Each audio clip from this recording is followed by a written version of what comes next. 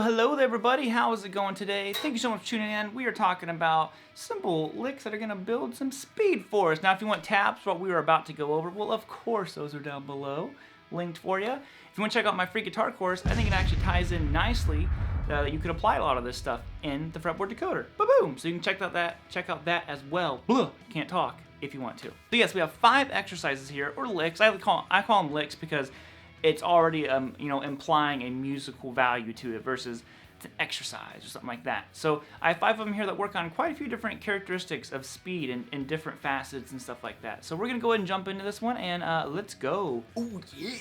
Oh yeah!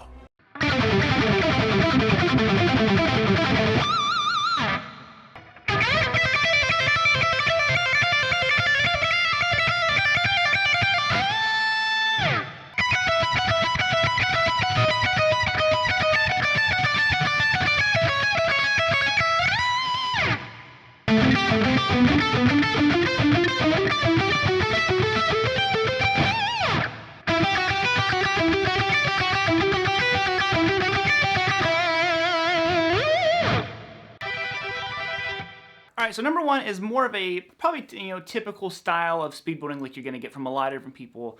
And this one is utilizing our A minor scale. Now it looks very pentatonic. It's actually a little bit not pentatonic, but it's very close. Essentially it goes like this. I'm doubling each one.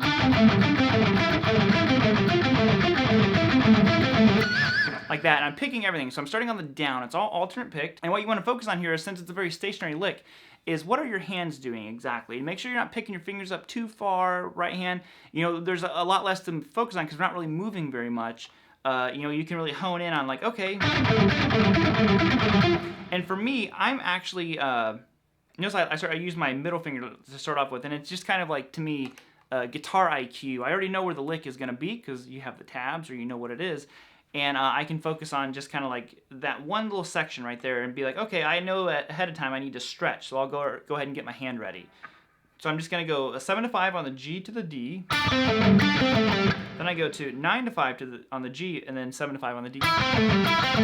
Reaching all the way up to 10 to 5, and back to 9.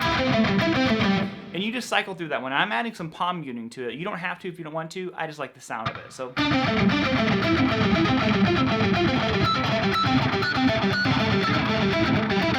can throw those harmonics if you want.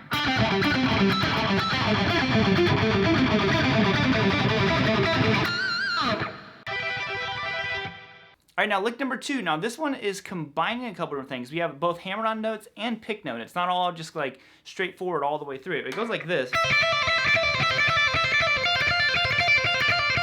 Oh.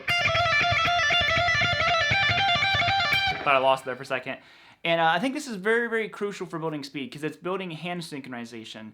And that's such a crucial thing. You could pick it all if you wanted to, but I think this way will help you out a little bit more. So basically what's happening here is I'm going to go 12 on the high string, which I pick, and I pull off to an 8.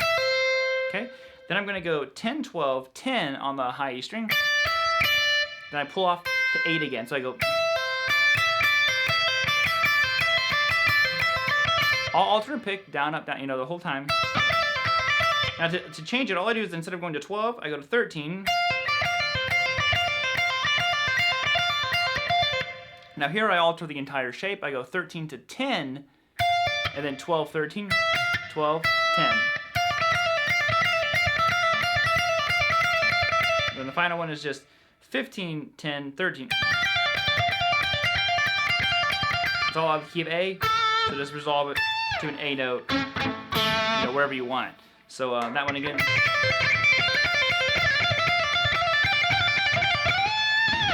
There you have it. Alright, so now arpeggios are one of my favorite things because I think they just sound so incredibly musical. I love the way that they sound. Basically, I have a progression here for you. I'm going to be going from a B sus4 arpeggio to B major. Then I go to a D major to C sharp minor. But I'm doing it all up here and we're utilizing economy picking here. So what picking is actually down, up, up on this entire thing. So it goes like this. But let me kind of like emphasize something here. I'm not using 2 individual up motions. I'm not going... See that my hand, it's basically 1 up through 2 strings. So you want to make sure there's a lot of like fluidity to this. So we're gonna go 19 on the high string to 14, and then 17 on the B. So that's our suspended 4. There's our 4. Now all I do is I slide it back to get our major third, and this changes it back to a B major arpeggio. Okay, now I'm going to go to the D major, which is going to go 17, 14, 15. Okay, then I shift back again to my C sharp minor, and that one's 14, 12, 14, I'm sorry, 16, 12, 14. Okay, so we have...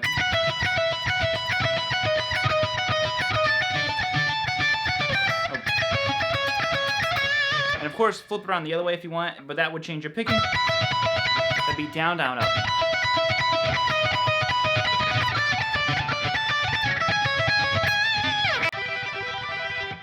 Alright, so the next one you might initially hear and think that it sounds very similar to the one we just did, and it kind of does, and it does, but it's a little bit different. Now, the other one we did was using 2 notes on one string and then a single note on the B string, so it was like a 2-1 pattern. This time, though, what we're doing is we're going from 1 note per string the whole way through it. Now, what's cool is this pattern that we're going to do out of A minor is actually the same pattern everywhere. You don't have to change your hand at all. You just simply slide up or down the, the fretboard. So it starts out right here on 7 on the D, 5 on the G, and 8 on the B. And just get to where you can just kind of like cycle through that. Now the picking is down, down, up. Very similar to the last one again, but we flipped it. Remember, it's 1 down through 2 strings, and then 1 up at the end. Now I simply move up in my scale, and I'm going to go 9, 7, 10. 12, 10, 13. And you're going to go 14, 12, 15. Then you're going to go 16, 14, 17. And movement again, 19, 17, 20. My hand didn't change at all the whole time, the whole shape. If I was to play it naturally, I would change once I got higher up here, because my hands are kind of bigger, so they get kind of cramped up here. So I would end up switching to this shape. But it's the same notes, same pattern, all that kind of stuff.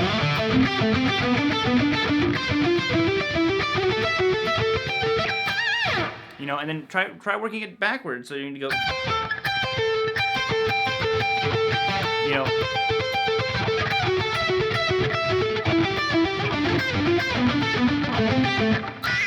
That one I think is really cool, and just pick 2 of them and try to slide between them. Maybe skip.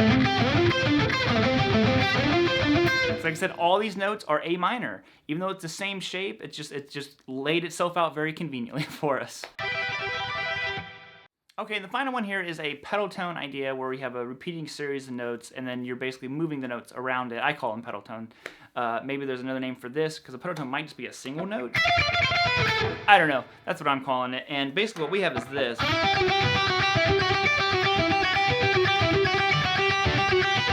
And you can do a lot with this. But what's happening here is it's all out of E minor, so I'm starting on my E note, so 9th fret on the G. Okay, start with a down, and it's all alternate picks. Now on the B string I go 8, 7, 8. Okay, now that part stays consistent and the same the whole way through. Then I go to 7 on the high string, 8, 7, 8 again on the B. Then I go to 9, then 8, 7, 8, 10 on the high string. And then I go back to the 8, 7, 8. So that's essentially the whole thing. Now, you can do a lot of fun stuff with this one, though, with that concept of like, okay, I'll keep this the same.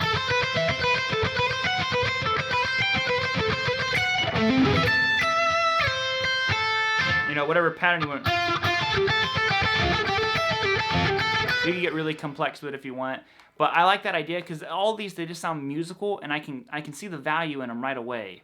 So I think that these will all really help with building speed. Alrighty, homies, that is it. Bam, bam. Hope you enjoyed that one. Like I said before, get the tabs. Those are down below if they think they might help you out, kind of follow along. Check out my free guitar course, and we're going to bounce on out of here. I'll be seeing you later this week. And hopefully this video works. This is the 3rd time I've shot it. I've been having audio issues, so let's hope.